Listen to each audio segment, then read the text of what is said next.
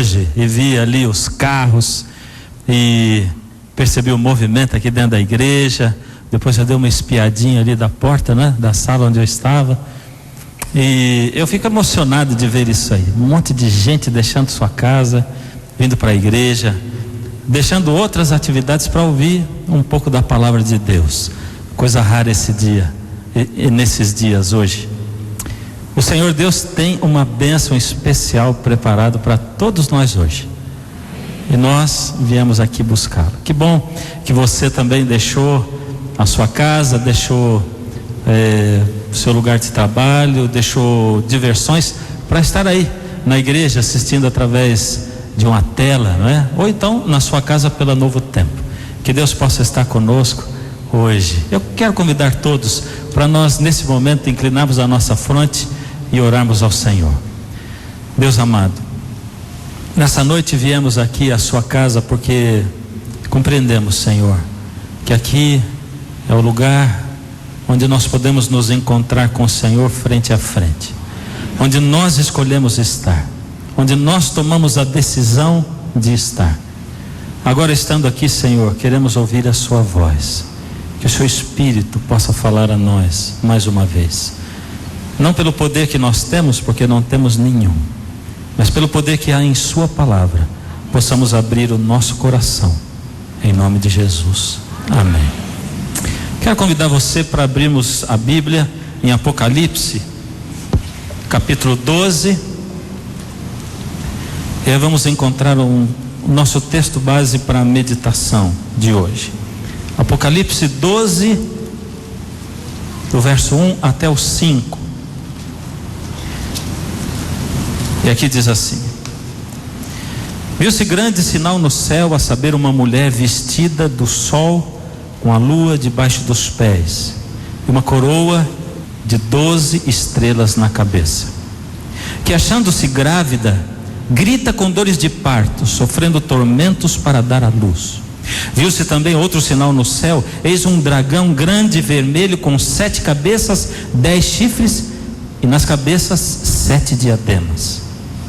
A sua cauda arrastava a terça parte das estrelas do céu, as quais lançou para a terra. E o dragão se deteve em frente da mulher, que estava para dar à luz, a fim de lhe devorar o filho quando nascesse. Nasceu-lhe, porém, um filho varão, que há de reger todas as nações com cetro de ferro. E o seu filho foi arrebatado para Deus até o seu trono. Amém. Essa é a palavra do Senhor para nós hoje. Eu, desde menino, aprendi pequenininho, com 5 anos mais ou menos, que eu não gosto de café com leite. E café com leite que eu digo não é a bebida café com leite, não. Eu vou explicar, você vai entender o que é café com leite. Café com leite é o seguinte: eu estava lá no interior, na casa de uns tios, e aí eu tinha uma prima, minha prima era bem mais velha que eu, bem mais velha assim, uns 5 anos, nessa idade faz diferença, não é? Eu tinha 5, ela 10. E a gente foi para a rua para brincar. Ela estava brincando com as amigas na faixa etária dela, e eu ali querendo brincar junto. Um menino de 5 anos no meio de crianças de 10 anos brincando atrapalha um bocado, não é? Principalmente quando a brincadeira é pega-pega. E na hora de escolher e ver quem ia fazer isso, fazer aquilo, aí eu percebi que elas disseram: mas e o Fernando, o que ele faz? E logo minha prima disse: não se preocupe, ele é café com leite. Eu não sabia o que era café com leite. Você sabe o que é café com leite, não? Sabe? Café com leite é uma expressão usada lá no estado de São Paulo, não é? Café com leite eu percebi o que era naquele dia, porque eu percebi que ser café com leite era o seguinte: quando todos estavam correndo, não adiantava eu correr, porque ninguém corria atrás de mim. E aí no momento eu fiquei bravo e falei com a minha prima, disse: mas ninguém corre atrás de mim. Ela disse: tá bom, você que vai pegar agora. E quando eu fui pegar, também ninguém correu de mim. Então café com leite eu aprendi a não gostar, me senti triste, chateado, fiquei de lado. E aí sentei na sarjeta e fiquei chateado. Minha prima diz assim: por que você está triste? Eu digo: por que eu tenho que ser café com leite? Ela diz assim: é porque você é muito pequeno. Muito pequeno. Eu acho que aquilo ficou na minha cabeça, não só pela minha estatura, porque eu nunca fui assim provido de estatura, né? Nunca fui alto. E parei aqui no 1,69, né? 1,70. 1,70 com algum esforço, né? De sapato. Mas eu cresci com essa coisa de pequeno demais. Pequeno demais não é bom, né? Porque o pequeno demais, ele é sinônimo de incapacidade ou de impotência. E eu fui crescendo com aquela coisa, e essa é uma coisa que cresce com a gente mesmo, com a maioria de nós, esse sentimento de pequenez ou de não ser ninguém. E eu não sei se por causa disso ou não, mas eu desenvolvi um gosto e uma fixação por querer jogar basquete no time da minha escola. Eu tinha 15 anos, 14 para 15, e eu queria demais jogar basquete, né, no time da escola, mas os rapazes eram altos, e eu nunca fui muito bom assim nos esportes também, sabe? Sempre tive uma certa dificuldade nos esportes. E basquete, então, mas um dia eu disse: pai, eu queria uma cesta de basquete. Ele dizia: eu te dou no teu aniversário do ano que vem. E ele passou aí se preparando aquele tempo, deu uma cesta, nós colocamos no muro, meu avô chumbou aquela cesta no muro, e eu comecei a treinar, e depois de uns 3 meses treinando, eu sonhava com aquilo. A escola onde eu estudava era uma escola pública, mas tinha um professor caprichoso, ele costumava ensinar muito bem os fundamentos e tal, e o time da escola era um time maravilhoso, né? Nesse tempo eu desenvolvi amizade com um dos meninos de lá, porque acontecia sempre o seguinte: na hora da educação física era frustrante, o professor deixava os alunos assim, escolherem, geralmente os do time de basquete que escolhiam, e eles escolhiam os melhores, e a gente ficava por último, né? Os, entre aspas, os pequenos demais, né? E a gente ficava por último, e o pessoal do time de basquete ia treinar, e a gente, os tais dos pequenos demais, os incapazes, tá? A gente ia brincar de outra coisa, ou fazer outra coisa, e eu ficava morrendo de vontade de jogar no time. Eu fiz amizade com um dos rapazes do time, que era da minha classe, e um dia, em conversa, eu deixei escapar para ele que eu tinha vontade de participar do time. E por amizade, sem que eu esperasse, porque ele não falou nada para mim, num dia, quando eu estava ali na educação física para escolher os times, de repente, na hora de escolher, eu fui o último, mas fui escolhido. E quando eu fui escolhido, eu vou dizer para vocês, a minha cabeça, ela começou a girar, e eu já não estava mais no lugar, porque eu não me sentia preparado ainda, eu estava treinando ainda, imagina, mas eu pensei: bom, essa é a minha chance, é a única chance, quem sabe, que eu vou ter na vida inteira. Então hoje eu tenho que fazer o meu melhor para poder me sair bem nesse negócio aqui. Enquanto o professor colocava e jogo de basquete é aquele negócio, não é igual aos outros jogos, não é? Esportes onde vai um time para um lado do campo e o outro para o outro, fica todo mundo misturado, mas a minha cabeça estava voando, e eu pensando, ali o professor ergue a bola para cada um de um time, disputa a bola ali no meio, e eu fiquei olhando aquilo, mas minha cabeça não estava lá, e meu amigo era quem ia disputar a bola. Eu já comecei a imaginar: eu tenho que fazer cesta, e eu comecei a imaginar assim: já pensou se quando o professor erguer a bola, meu colega bater a mão e a bola vier para mim, eu tenho que pensar o que eu vou fazer com a bola? E já comecei a imaginar, e eu me imaginei passando e driblando 1, 2, 3, os 5 do time, e já me imaginei chegando ali no garrafão, e como o professor ensinava os fundamentos, fazendo uma bandeja, né? Um pé e depois o outro, e jogando a bola por baixo. O professor dizia assim: olha, toca a bola na tabela que fica mais fácil de cair. Eu já imaginei tudo aquilo, e a bola caindo assim. Mas no que eu estava imaginando, o professor jogou a bola para cima, meu colega bateu a mão na bola, e a bola veio parar na minha mão. Meio caminho andado, agora era só fazer o resto. Peguei a bola e saí correndo com a bola, e fui e passei 1, e passei 2. Eu não sei quantos eu passei naquele dia, porque eu estava muito, e eu sei que igual no meu pensamento, enquanto eu evoluía, passava para frente, os meus colegas gritavam e gritavam, e eu ia e driblando um, e eles gritando e tal, e eu cheguei perto do garrafão e pus um pé e o outro, e ergui a bola assim, e a bola bateu na tabela. E amanhã eu termino de contar essa história para vocês, tá bom? A bola bateu na tabela e entrou, foi cesta. Só que é aí que eu fui ouvir o que os meus amigos estavam gritando. Eles diziam assim: não é desse lado, é do outro, rapaz. Parece mentira, mas é verdade. Isso eu fiz na cidade onde eu moro hoje, em Jacareí, né? E muitas pessoas de Jacareí hoje estão assistindo a Novo Tempo, né? Estão compartilhando conosco. Eu morei nessa cidade quando era menino e agora voltei a morar lá. E toda vez que a gente passa na frente do Sene, meus filhos dizem: é aí, pai, não é aí que você fez a sexta conta? Eu digo: é, meu filho. Bendito o dia que eu fui contar para eles, né? Mas eu quero contar para vocês a história de uma outra pessoa que se sentia um pequeno demais, um ninguém. Era o Zé. O Zé tinha uma oficina, e a oficina do Zé era uma oficina muito simples, né? O Zé estava entusiasmado, porque ele tinha uma noiva nova. Nova sim, ele não tinha sido noivo, mas é porque ele já tinha namorado e tal, mas essa era diferente. E ele estava assim muito feliz, porque ele tinha ficado noivo fazia poucos dias, e ele pensava sempre nela assim. Sabe quando você está apaixonado, que você fica parado, para o trabalho, às vezes para de estudar, e ele entre um trabalho e outro ficava parado pensando, e pensando na noiva dele e tal, e ele pensava: graças a Deus, achei a pessoa da minha vida, essa é para a gente casar mesmo. E ele ficava lembrando de quando ele pediu em noivado e ela aceitou e fez todo lá os acertos com as famílias. O dia do casamento estava marcado, quando de repente a noiva entrou, e o Zé estava lá pensando e a noiva entrou. Puxa, eu estava pensando em você. A noiva estava meio estranha, ela sempre entusiasmada com o casamento, mas parece que aquele dia não estava muito entusiasmada. Ela tinha algum problema. O que você tem? Zé, eu preciso falar com você urgente, vamos para um cantinho aqui. E o Zé chamou a noiva e foi para o cantinho. Ele disse: Zé, eu preciso te falar uma coisa, e para isso eu tenho que te perguntar uma outra coisa antes, eu tenho que ter certeza. Zé, primeira coisa, diz: fala logo, eu estou ficando desesperado, o que está acontecendo? Zé, você me ama. Mas é isso que você quer saber? Lógico que eu te amo, quero casar com você, você é a mulher da minha vida. Zé, essa é a primeira pergunta. A segunda é a seguinte: Zé, você confia em mim de verdade? Lógico que eu confio.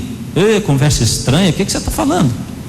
Zé, ainda que todas as evidências falassem contra mim, ainda assim, se eu dissesse para você a verdade, você acreditaria em mim ou nas evidências? Eu não estou gostando nada dessa história. O que está acontecendo? Zé, a gente nunca teve nada, nunca a gente fez sexo, mas eu estou grávida. O que você faria no lugar do Zé? Pois foi desse jeito que o José ouviu Maria falar para ele que ela estava grávida.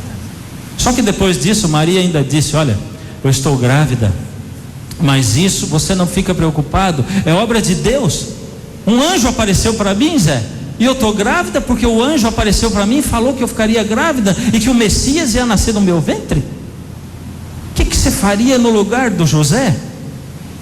Eu vou parar um pouquinho com a história do José e vou voltar no texto que nós lemos. O que esse texto tem a ver com a história do Zé ou com o fato do pequeno demais? É porque o Zé, o José e a Maria, eles eram pequenos demais.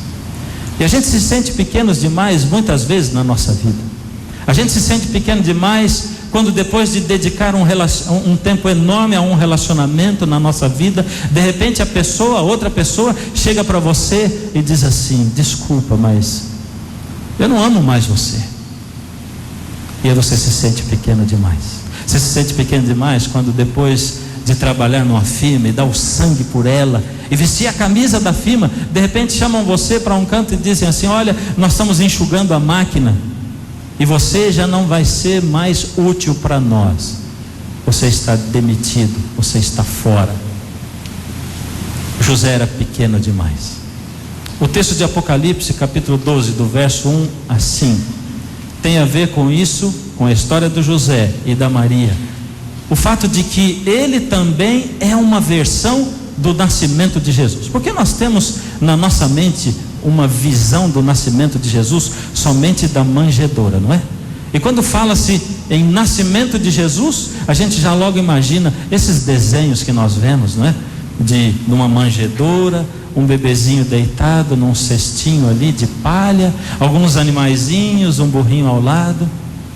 Acontece que essa descrição do nascimento de Jesus é uma descrição diferente. Você prestou atenção?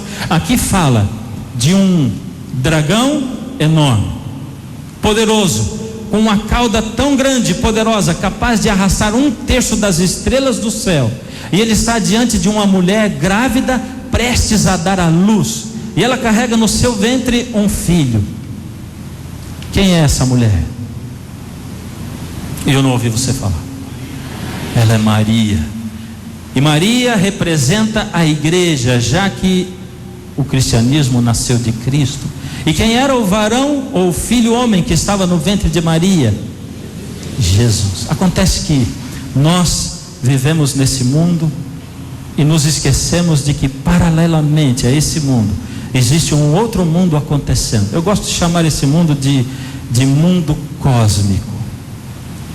Se os nossos olhos pudessem ser abertos agora, e se fosse desvelado, porque nós temos um véu à nossa frente que nos impede de ver o que acontece nesse mundo paralelo, nós poderíamos ver uma cena aqui tremenda, incrível. A Bíblia diz que cada um de nós tem junto de si um anjo, e a primeira coisa que nós poderíamos todos ver aqui seria o anjo de cada um que está nesse lugar, segundo diz a palavra de Deus. E sabe, quando fala em anjo eu arrepio um pouco, porque fala-se tanto de anjo, não é? E as pessoas que são assim, os pensadores, aqueles que não creem na Bíblia, duvidam da Bíblia, têm dificuldade com isso, eles já eliminam logo quando se fala de anjo, não é? Anjo, não serve para mim. E outro dia eu estava em Vitória, eu estava gravando alguns programas de televisão, e ali eu conheci uma família, não é? O Jader tem um sobrinho pequenininho de 4 anos de idade, e levou o sobrinho para a casa dele. O irmão deixou, a cunhada deixou. Só que na casa dele, como eles costumam fazer lá no Espírito Santo, ele tem um sobrado, e lá em cima, no fim do sobrado, em vez de ter o telhado, eles fazem um varandão em cima da casa. E o menino, sem que eles percebessem, porque eles não têm criança em casa, descuidaram, e o menino subiu para lá. Enquanto o menino estava no varandão, sem que eles percebessem, o menino caiu do varandão para baixo, queda livre no chão, 10 metros de altura. O Jader, desesperado, pegou o menino. Algumas pessoas que estavam ali ao redor viram o menino cair. O que aconteceu com ele? Ele caiu de cima de lá da laje. O Jader nem viu o que aconteceu, pegou o menino, levou correndo para o hospital, chegou contando a história. O hospital dizia: nós não podemos atender, se ele caiu aí de 10 metros, nós não temos condições. E o menino estava em estado de choque, o menino não falava nada, o menino estava aí inerte. Finalmente o hospital atendeu o menino, o Jader ligou para o irmão irmão dele veio. Começaram a fazer exames no menino, e o menino não tinha nada. Não tinha nada cortado, não tinha nada quebrado, não tinha ferimento nenhum. Fizeram uma tomografia computadorizada no menino e não tinha nada também. Aí a mãe de noite conversando com o menino: filhinho, você caiu? Caí, mamãe. E você caiu de onde? Lá de cima, do telhado da casa do tio. E como é que foi, filho? Você caiu bem forte no chão? Não, mamãe, eu caí, e quando eu cheguei lá embaixo, eu caí bem devagarinho. Como você caiu devagarinho, filho? Os anjos me seguraram, mamãe. Os anjos, filho, seguraram você com a mão? Não, mãe, eles me seguraram com a asa, um de um lado e o outro do outro, e eu caí bem devagarinho. Sabe, eu não posso discutir com a razão, porque com as coisas de fé a razão não combate. Apesar de que Deus também não exige de nós que simplesmente creiamos nas coisas que Ele diz, sem nos dar fatos, sem apoiar em razão. Deus é sábio o suficiente para calcar a sua palavra em muita razão. Mas o que mais nos move a crer em Deus é a fé. E sabe, se você veio essa noite aqui, a esse lugar, e você não consegue crer, não consegue ter fé, ou quem sabe mesmo você não quer nada disso para a sua vida, saiba uma coisa: nessa noite você vai sentir aqui alguma coisa que você nunca sentiu antes. O Senhor Deus vai se aproximar de você, vai falar com você como se essa mensagem tivesse sido preparada para você, sem que eu conheça você. E ele vai se aproximar tanto de você, a ponto de chacoalhar você. E pode ser até que você não reconheça ao sair daqui, mas você, na casa de Deus, vai ter um encontro com Ele, porque é impossível irmos à casa de Deus sem termos um encontro com o dono da casa. É isso. Não importa quem esteja pregando, não importa quem esteja falando e nem o que está falando. Quantas vezes eu prego por aí, eu digo, hoje eu vou fazer um sermão focando a família, e na saída alguém diz assim: puxa, pastor, eu precisava ouvir esse sermão tão maravilhoso, falando a respeito de pregar o evangelho para outras pessoas. Eu digo, acho que não entendeu direito. E a gente ouve tanto isso, tantas vezes, que a gente começa a chegar à conclusão de que na verdade é Deus quem traduz a mensagem que a gente fala para as suas necessidades. E se você veio aqui, saiba de uma coisa: isso aqui é campo sagrado, é terreno sagrado, e o Senhor Deus vem aqui para se encontrar com você. Então não tem jeito, Ele vai se encontrar com você. Você pode abrir o seu coração ou fechar.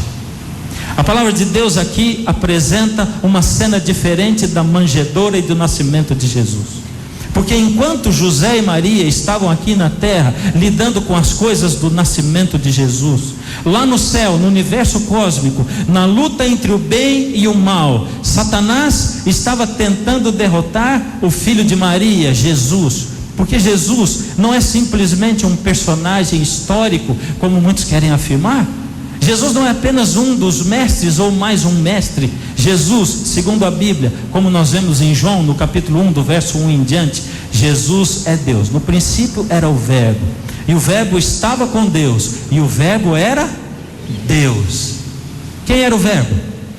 É simples, no verso 14 está escrito assim: e o Verbo se fez carne e habitou entre nós, e vimos a sua glória como a do unigênito do Pai. Quem foi o Verbo que se fez carne e habitou entre nós?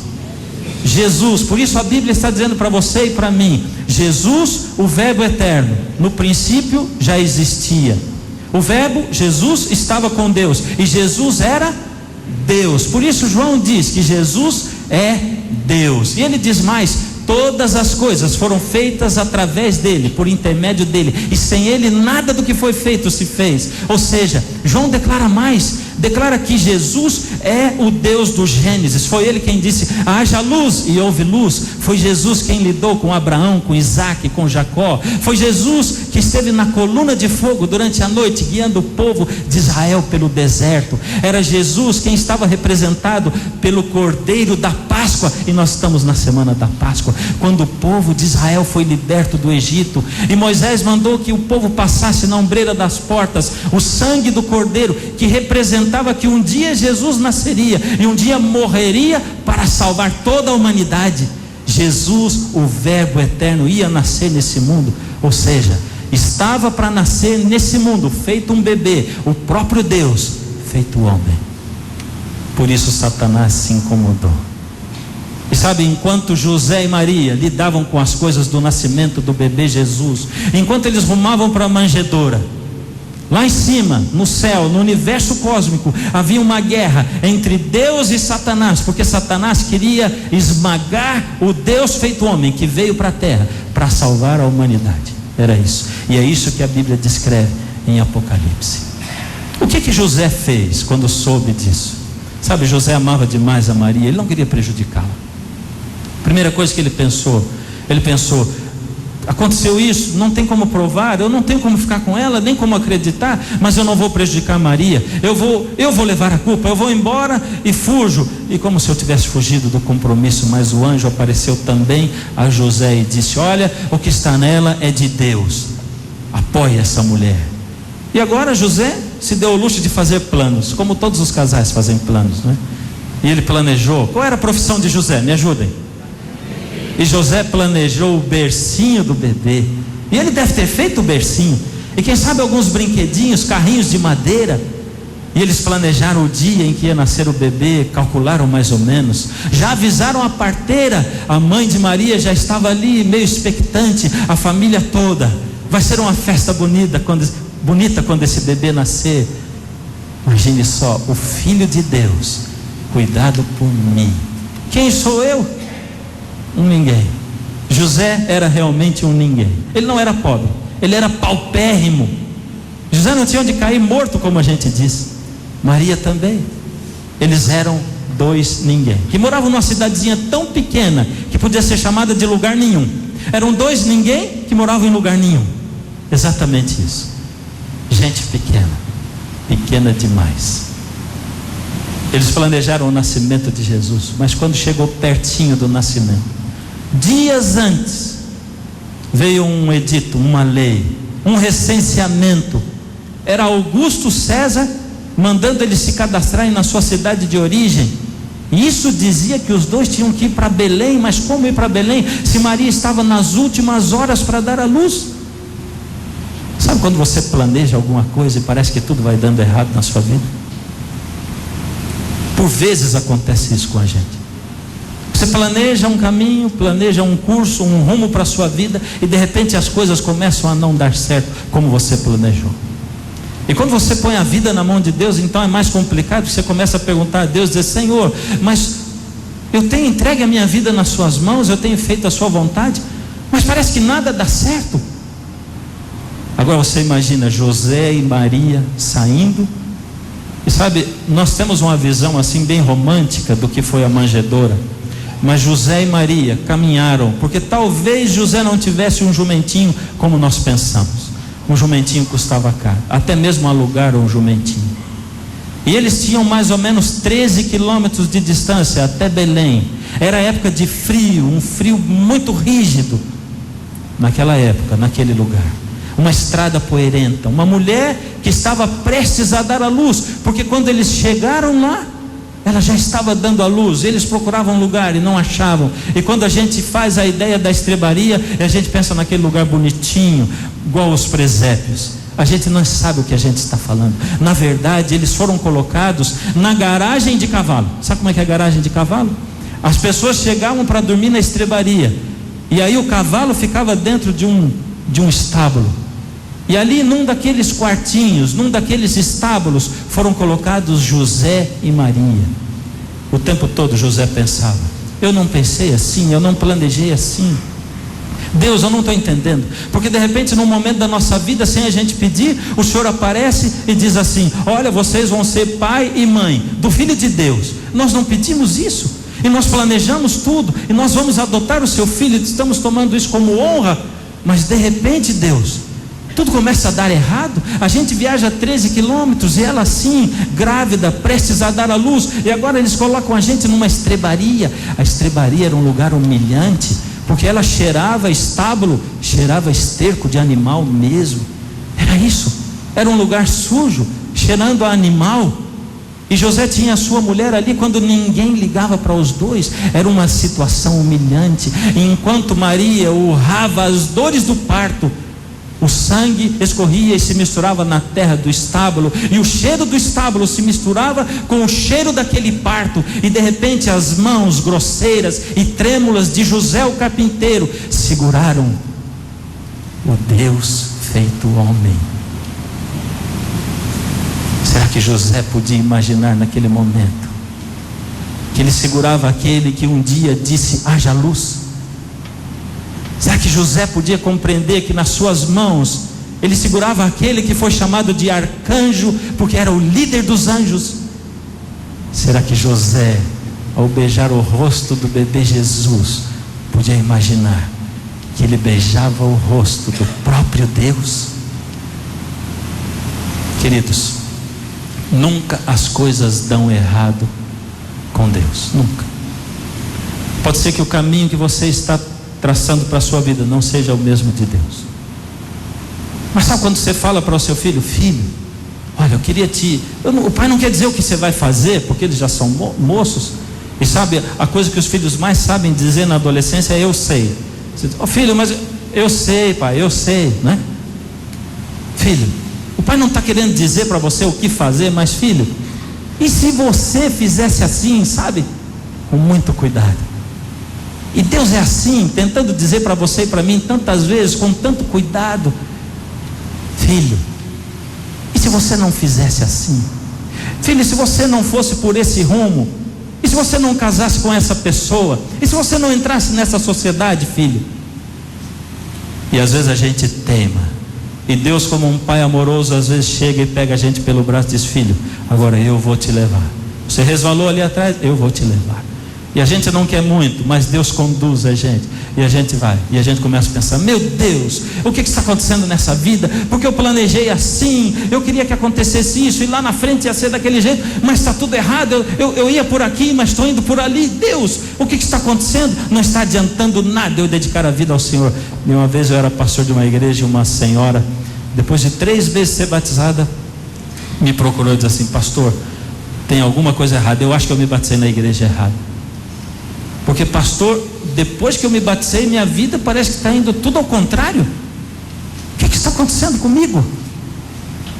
Às vezes as coisas acontecem assim, ao contrário do que nós achamos, mas exatamente como Deus faz. É o que diz a palavra de Deus: porque todas as coisas contribuem para o bem daqueles que amam a Deus. Todas as coisas contribuem para o bem, mesmo quando não parece. Nunca duvide da mão de Deus na sua vida. Nunca duvide de que Deus ouve a sua oração. Nunca duvide de que o Senhor cuida de você e guia você, e de que os anjos dele o protegem, estão ao seu redor. Nunca duvide de que o Espírito dele quer estar presente na sua vida e no seu coração, quando você está disposto a abri-lo para Deus. O Senhor é assim. É Ele quem te guarda, é Ele quem te cuida. É o Senhor quem quer levar você nessa vida. José segurou o bebê Jesus na sua mão, porque o Senhor Jesus decidiu fundar o cristianismo nas mãos dos pequenos demais. O Senhor Jesus não era das instituições. Ele questionava as instituições. Ele não pôs abaixo o judaísmo e nem a igreja. Mas Jesus questionava os maiores, e cada vez que eu leio na Bíblia falando dos maiorais, dos principais, eu fico arrepiado. Porque quando fala dos maiorais religiosos, em geral a Bíblia fala mal. Porque eles eram interessados em dinheiro, eles eram interessados em enganar o povo, e eu não consigo ver esse povo como indo para o céu. E eu, que um dia fui chamado por Deus e me preparei para ser um pastor, eu estou nessa mesma posição. E a Bíblia, toda hora que eu a leio, diz para mim assim: cuidado, porque você tem grandes chances de não ir para o céu, porque a sua categoria na Bíblia é uma categoria de risco. E é para eu estar me questionando e perguntando o tempo todo, e questionando as minhas instituições, e questionando aquilo que a gente faz como pastor, como igreja, para que essa igreja, para que esse pastorado possa se manter nas mãos do Senhor a cada tempo. Agora veja, o Senhor Deus, na sua infinita sabedoria, levou a vida de José e de Maria. José nem imaginava que enquanto eles passavam por tudo aquilo, na história da manjedoura, o Senhor Deus lá em cima guerreava contra Satanás, uma guerra que José e nem Maria podiam guerrear e nem lutar. Enquanto você vai vivendo a sua vida aqui, querido, o Senhor Deus lá de cima vai guerreando por você batalhas que você não pode guerrear. E quando você coloca a sua vida na mão de Deus a cada dia, é como se você desse autoridade a Deus e dissesse: Senhor, eu não posso guerrear contra os poderes espirituais, mas o Senhor pode. Luta por mim. E naquele dia o Senhor Deus, usando a sua liberdade de escolha e o seu consentimento, vai diante de Satanás e diz: Satanás, hoje eu luto pelo Fernando, pelo Marcelo, pela Priscila. Eu luto, você não luta, e você é um derrotado por mim, porque ele usou a liberdade de escolha e se colocou na minha mão, e eu venço você no lugar do Fernando. É assim. A Bíblia às vezes junta para nós, ou abre e desvenda esse véu que nos impede de ver esse universo cósmico, essa luta entre o bem e o mal que está ocorrendo o tempo todo. Uma dessas ocasiões é aqui em Apocalipse, no capítulo 12. A outra ocasião, por exemplo, é em Jó. E a história de Jó me fascina. Porque começa o livro de Jó numa conversa entre Deus e Satanás. E aí Deus diz para Satanás: você viu meu servo Jó, como ele é um servo fiel? Você disse que nenhum ser humano seria capaz de me seguir e estar ao meu lado, e de me aceitar, vivendo sob o pecado, vivendo num mundo difícil, num mundo duro. Você disse, mas olha Jó, ele é fiel a mim. E aí começa uma coisa estranha, e vocês desculpem o termo que eu vou usar, mas eu vou usar o termo seguinte: é como se Satanás e Deus fizessem uma aposta. E Satanás diz assim: ah, mas é porque você não deixa mexer nele. Ele tem saúde, ele tem dinheiro, ele tem um monte de coisa, mas deixa eu colocar a mão na vida dele, e você vai ver como Jó desiste de você. E Deus diz: bem, pode mexer na vida dele, mas não mexe nele. Interessante. Sabe, desde que eu li a primeira vez o livro de Jó, eu fiquei incomodado com isso. Porque na guerra entre Deus e Satanás, nessa tal quase aposta, onde Deus diz, Jó vai ser fiel, e Satanás diz, ele não vai ser fiel, o coitado do Jó é que sofre. Eu tenho um amigo que diz uma frase assim: na luta entre as rochas e o mar, quem sofre é a pobre coitada da ostra. E é verdade, não é? O mar se encontra com as rochas, e a ostrinha se segura na rocha para não cair. E na luta entre Deus e Satanás está ali o pobre coitado Jó, tentando se agarrar em algum lugar. E depois Satanás vem e Deus diz: está vendo, ele permaneceu fiel. E Satanás diz: é porque você não me deixou mexer nele, mas me deixa mexer nele, você vai ver como Jó vai negar você. E Deus diz: toca nele. E lá vem Satanás com a sua fúria e o seu poder, e ele vai aniquilando Jó. E Jó fica reduzido, coitado do Jó, ele fica reduzido a nada. Um homem rico, um homem abastado, nada, cheio de feridas, cheio de, se raspando com um casco de telha, um caco de telha. Ali está Jó. Eu só fiquei pensando, mas que coisa é essa? Deus, como é que pode o Senhor brigar com Satanás e o meu pobre coitado do Jó sofrer? E eu lendo o livro de Jó, eu descobri uma coisa. Na verdade, Deus fez mesmo essa aposta com Satanás, não por Jó, mas por cada um de nós, por você e por mim também. Ele fez essa aposta, e ele disse um dia assim: Satanás, eu sei que você entrou nesse mundo e encheu o mundo de dor, de tristeza, de sofrimento e de pecado e de ruína, cheio de egoísmo. Mas eu quero dizer para você uma coisa, Satanás: eu pago a aposta, eu pago o preço do meu sangue, e digo para você que haverá seres humanos fiéis e sinceros que vão me aceitar e que vão ficar do meu lado, a despeito da dor, a despeito do sofrimento, a despeito da morte, do abandono, a despeito de se sentirem nada ou ninguém. Eles vão me aceitar. E naquele dia, antes de ser criado o mundo, Deus pagou o preço da aposta, prometendo morrer na cruz. E Jesus nasceu nesse mundo para morrer por você e por mim. Queridos, naquele dia em que Jesus nasceu, os anjos cantaram, o céu rejubilou-se. Mas somos você e eu que temos que ter motivos para cantar. É o nosso coração que tem que estar cheio de alegria e de júbilo, porque o Senhor Deus nasceu feito um homem. Ninguém precisa contar para Jesus e nem explicar para ele o que é sofrer, porque você e eu temos um Deus que sabe o que é sofrer. Ele passou por dores e aflições. Ele sabe o que é ser um ser humano e passar fome, passar pela miséria dessa vida, porque ele nasceu na casa de um ninguém e uma ninguém, em lugar nenhum. E ele viveu ali. E ele mesmo declarou a respeito de si: o Filho do Homem não tem onde recostar a sua cabeça.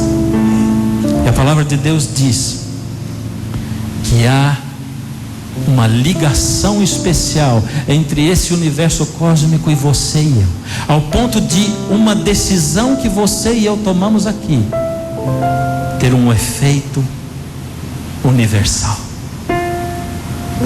Sabe como? A Bíblia diz: quando um pecador aqui nessa terra se arrepende, há alegria no céu. E do mesmo jeito que você e eu somos capazes de ler na palavra de Deus a história de Jó e ver como Jó, pelo poder de Deus, prevaleceu e não negou a Deus, e foi recompensado por isso com a vida eterna, mais do que com a prosperidade. Assim também o universo inteiro hoje assiste a sua vida e a minha vida. E cada dia Satanás comparece diante de Deus para dizer: está vendo lá a Thaís? Está vendo lá o Paulo? Eles vão negar você. E Jesus disse: valeu a pena para pagar o preço do meu sangue por eles. Eles não me negarão. Hoje vai haver alegria no céu. Nós temos duas pessoas entregando a sua vida ao Senhor. São duas histórias de vida maravilhosas. Hoje nós vamos ter uma cerimônia batismal, e como a palavra de Deus diz que há alegria no céu quando o pecador se arrepende, quando essas duas almas descerem agora ao tanque, vai haver alegria no céu. Nós temos a Roberta e temos a Darlene. Cada uma tem uma história de vida diferente. A Roberta recebeu um livro Grande Conflito de presente, e isso desencadeou ela estar aí entregando a vida a Jesus. A Darlene, durante 2 anos, tem amadurecido a sua decisão, e agora hoje, publicamente, ela decide fazer uma coisa que para o mundo é loucura, mas que para Deus é ganhar o céu. Ela se entrega ao Senhor. É por isso, nessa noite, que como ministros do Evangelho, batizamos a você, Roberta, e você, Darlene, em nome do Pai, do Filho e do Espírito Santo. Amém.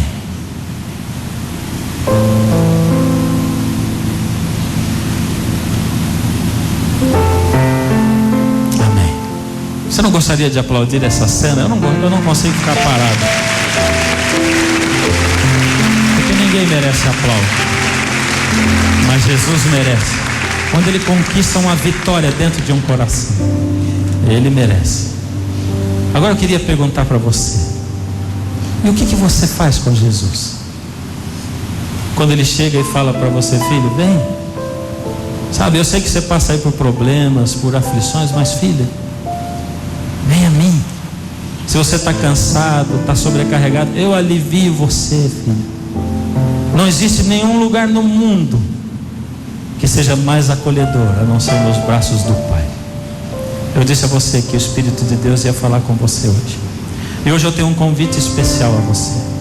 Eu não estou convidando você para ir lá às águas batismais como a Darlene e a Roberta fizeram. Meu convite hoje é um convite assim: se você sente Deus falando com você no seu coração, e que a mensagem foi para você, e durante a música, se Deus chegar aí para você e dizer: filho, eu trouxe você aqui porque eu quero você, a sua vida, eu quero guiar a sua vida, filho, põe sua vida na minha mão. Então, durante a música, eu quero convidar você para fazer uma loucura: sair do seu lugar, chegar aqui à frente, porque eu quero orar com você, entregando a sua vida nas mãos do Senhor. Você pode até dizer assim: mas isso aí o que vale? Porque eu posso aceitar a Deus aqui mesmo, Ele conhece o meu coração. Sabe, se Jesus de lá do céu tivesse dito: para que eu preciso ir à terra morrer? Todo o universo sabe que eu sou um Deus de amor. Jesus não tinha nascido nesse mundo, Ele não teria morrido por você e por mim. É por isso que você tem que sair daqui e vir para cá, porque as coisas com Deus são públicas. E se você vê alguém aí sofrendo no banco do seu lado, dá a mão para ele e vem aqui.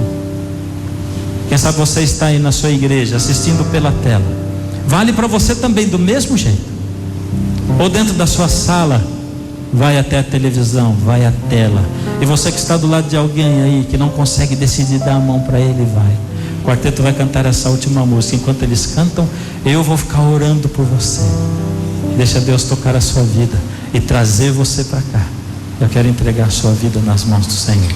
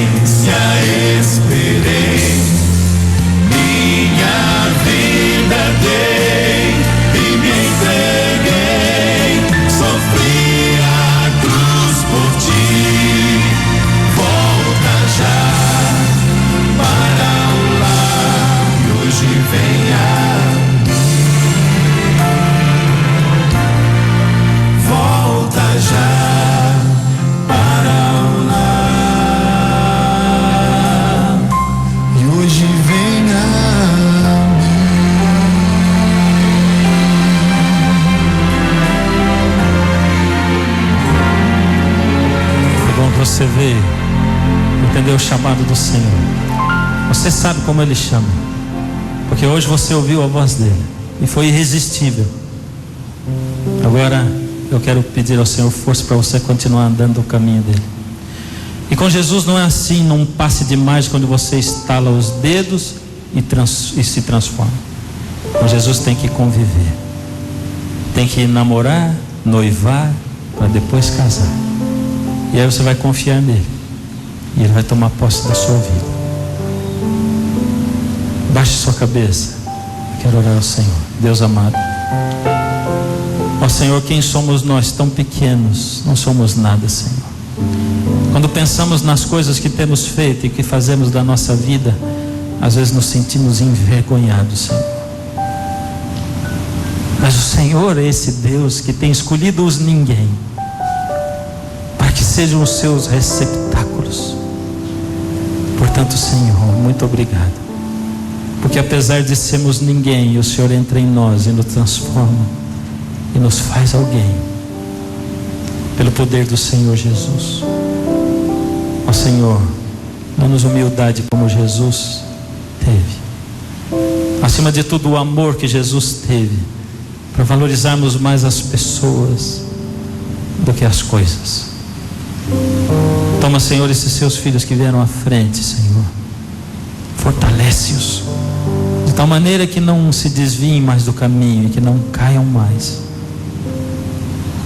Nós o pedimos pelo poder e em nome do Senhor Jesus. Amém, Senhor.